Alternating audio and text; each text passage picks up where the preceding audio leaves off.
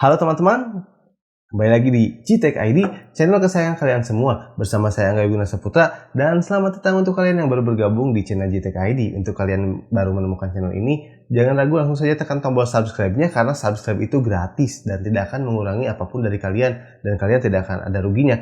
Tentunya untuk mensupport channel Gtech ID supaya makin maju dan makin berkembang.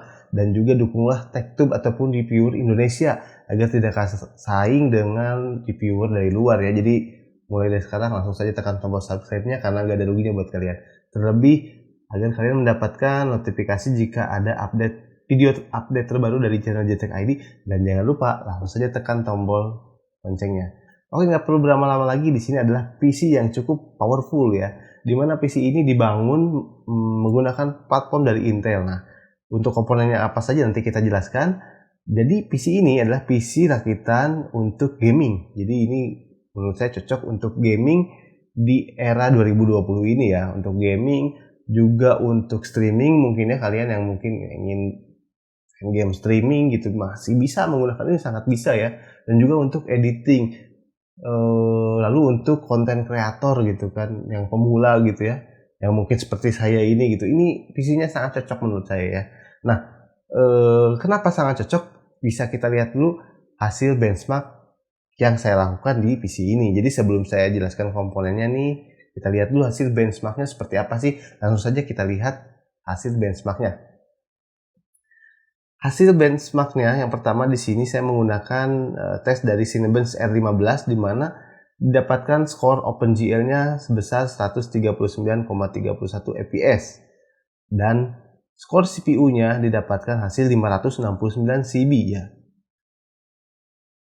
Di pengujian game, yang pertama saya tes di sini adalah Battlefield 5 di settingannya yang ultra ya. Dimana di sini didapatkan hasil 60 fps konstan ya. Namun di sini pacing-nya aktif atau seperti apa, jadi fps-nya hanya di 60 terus ya. Padahal sebetulnya PC ini masih bisa mampu di atas 60 fps untuk game ini. Namun ya paling tidak ini sudah membuktikan bahwa game ini sudah lancar ya. Game ini cukup berat di 2020 ini. Dan pengujian selanjutnya saya menggunakan game dari Need for Speed Heat, dimana di sini saya menggunakan settingan yang ultra yang didapat fps-nya sekitar 40, 45, 47, 50 sampai 55 fps ya. Ini settingan ultra ini didapatkan hasil fps yang cukup baik menurut saya. Untuk game seperti ini kalian bisa menikmati di settingan ultra, segala detailnya ya cukup oke ya. Untuk saya dibanding di sini, memang dibandingkan dengan game lain ini cukup berat juga gitu. Jadi oke gitu ya. Lanjut di tes game selanjutnya, di sini saya menggunakan tes game dari PES 2019, di mana di sini dapatkan hasil 60 fps konstan. Yang mana di sini saya sih rasa PC-nya aktif juga ya. Ya mungkin kalau kalian misalkan bisa menonaktifkan PC-nya ya mungkin ini sebetulnya bisa lebih dari 60 fps ya. Ya settingannya juga auto ya, saya kurang tahu ini settingan apa. Yang pasti game ini sudah sangat lancar untuk dimainkan di PC ini. Dan game selanjutnya di sini ada PUBG Lite yang saya tes. PUBG Lite di sini pastinya saya setting ultra juga ya. Saya setting ultra dan mendapatkan hasil fps yang sangat baik. Berkisar 100, 110, 120-an, 130-an ya. Ya fps-nya sangat baik untuk game kompetitif. Untuk kalian yang punya monitor dengan refresh rate 144 Hz nih, ya PC ini masih bisa untuk menyanggupi kebutuhan dari monitornya. Kalau masih kalian butuh yang lebih tinggi lagi, kalian bisa menurunkan presetnya misalkan ke high, ke medium, ataupun ke low ya. Biasanya sih untuk game kompetitif kalian biasanya mengejar fps, jadi presetnya ya pakai medium atau low lah. Dan lalu untuk di benchmark selanjutnya di sini ada Shadow of the Tomb Raider, di mana di sini juga game yang cukup berat juga, cukup kekinian juga, di mana fps-nya di sini berkisar 50 sampai 60-an atau 62 fps ya. Ya naik turun tergantung scene-nya. Yang rata-rata didapatkan dengan preset high ini didapatkan rata-rata fps-nya yaitu 60 fps. Wow, ini adalah sungguh pencapaian yang luar biasa untuk game ini ya. Dimana game ini juga sudah cukup game berat, jadi sudah didapatkan hasil fps yang cukup tinggi. Pastinya kalian bermain begitu nyaman dengan game adventure seperti ini ya, dengan detail-detail di game yang ada. Dan pastinya saya tidak lupa untuk mengetes PC ini dengan software editing ya, atau untuk editing gitu ya. Kira-kira mampu nggak sih PC ini untuk editing, apa misalkan nge-lag gitu, atau misalkan render atau encodingnya lama ya. Kita langsung lihat aja ya.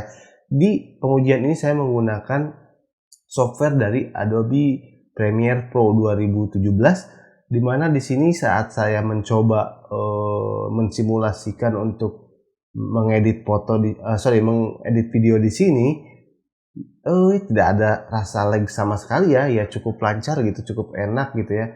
Saya simpan beberapa video juga sudah cukup enak di sini ya.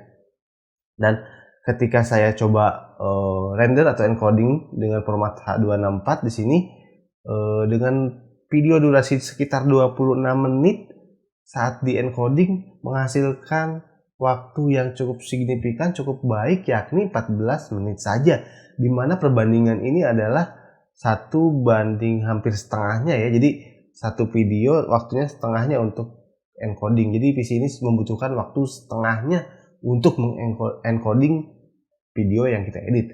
Wow, ini pencapaian yang sungguh luar biasa menurut saya ya. Makanya di sini saya bilang ini cocok untuk gaming, untuk editing, ataupun untuk streaming ya, atau untuk konten kreator pemula seperti saya ini ya, atau kalian yang mau memulai untuk jadi konten kreator, untuk editing, untuk gaming ya, ini PC-nya sangat cocok ya. Namun pasti kalian bertanya-tanya, ini berapa sih budgetnya, apa saja sih komponen yang digunakan? Langsung saja kita bahas satu persatu ya. Komponen yang digunakan di sini saya menggunakan Core i3 9100F ya, di mana Core i3 9100F ini sudah pernah saya gunakan di video sebelumnya. Kalau kalian ingin melihat performa lainnya, kalian bisa langsung saja kunjungi video saya yang lainnya. Dan tentunya di sini saya menggunakan motherboard H310. Di sini saya menggunakan dari ASRock KDV ya. Ini cukup oke juga ditanamkan. Sebelumnya saya menggunakan merek lain. Dan untuk RAM-nya di sini saya menggunakan RAM 2x4 GB dari Kingston HyperX Fury ya, dimana di sini agak keren ya, sekarang udah ada heatsink dari RAM-nya. Biasanya saya menggunakan yang low profile karena low budget ya. Ini juga low budget tapi ya masih bisa lah gitu ya. Dan untuk HSF coolernya saya menggunakan dari bawaannya, stok coolernya. Dan untuk VGA, nah, di sini VGA di sini saya menggunakan RX 570 ya, RX 570 4 GB ya, VRAM-nya 4 GB, GDDR5 dari PowerColor. Di sini memiliki 8 pin power, dan juga untuk penyimpanan di sini saya menggunakan 3 penyimpanan. Satu untuk sistem saya menggunakan SSD dengan kapasitas 120 GB dari Midas Force, dan juga saya menggunakan 2 hard disk Seagate 500 GB ya dari Barakuda. Jadi mungkin total harddisknya 1 TB tapi ada 2 harddisk gitu ya. Dan untuk power supply-nya, nggak perlu lagi saya jelaskan lah, pasti kalian udah tertebak ya. Saya menggunakan PSU seperti apa ya. Betul, saya menggunakan PSU dari Aerocool yang sudah bersertifikasi 80 plus, walaupun white tapi di sini sudah terdaftar tersertifikasi ya. Di sini United Power 500 watt. PC ini sudah sehat menggunakan power supply dengan 80 plus, jadi sudah nggak perlu lagi kalian takut gitu ya. Dan untuk casing ya, di sini casing ganteng ini menurut saya ini casingnya sangat ganteng, sangat unik, dimana kalau kalian lihat di bagian depannya seperti ada buritan ataupun apa ya, potongan diamond cut gitu ya, desainnya bagus ya. Saya gunakan di sini dari Paradox Gaming Niruha gitu ya. Menurut saya ini casing yang menurut saya lega gitu ya. Saat saya merakitnya pun enak, kabel manajemennya baik ya. Untuk penyimpanan harddisknya juga cukup oke, cukup mudah untuk dipasangkan. Juga untuk kabel juga jadi sedikit terlihat lebih rapi lah gitu ya.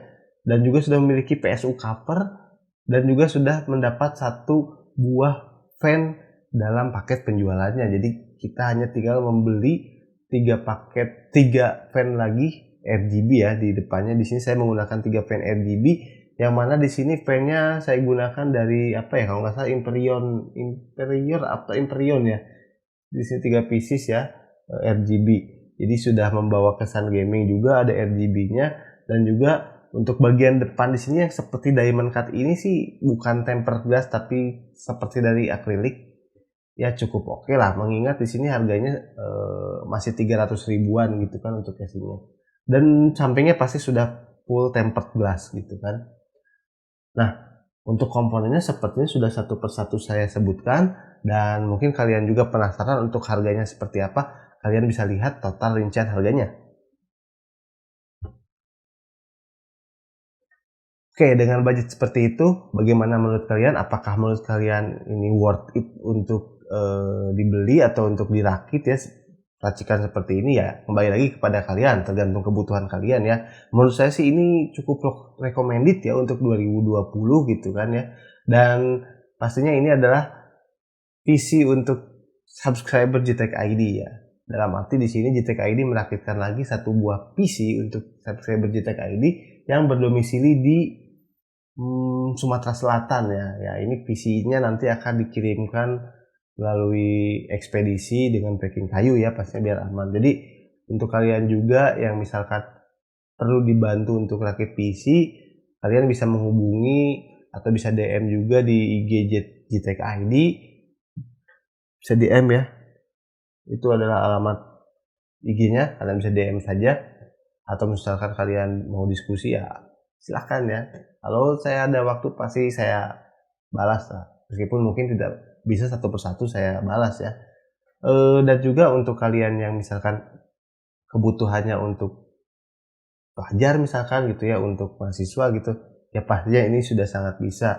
Jadi untuk sekolah, untuk gaming, untuk content creator, untuk streaming, untuk editing, libas semua ya. Jadi untuk kita yang casual seperti ini sih, ini menurut saya sangat-sangat cocok dengan budget yang dikeluarkan gitu. Jadi nggak perlu pikir lama lagi. Kalau kalian pengen seperti ini ya silahkan kalian cari komponennya, kalian rakit seperti ini dan performanya sudah sangat oke ya. Dan mungkin segitu saja video dari JTech ID. Jika kalian ada masukan atau kalian ada saran, langsung saja kalian tuliskan di kolom komentar. Dan jika ada pertanyaan atau misalkan masukan lainnya ataupun yang lainnya lah, kalian juga tuliskan di kolom komentar. Dan jangan lupa like, share, dan subscribe channel JTech ID. Dan sama saya Angga Wiguna Saputra, salam JTech ID. Sampai ketemu di video selanjutnya. Bye-bye.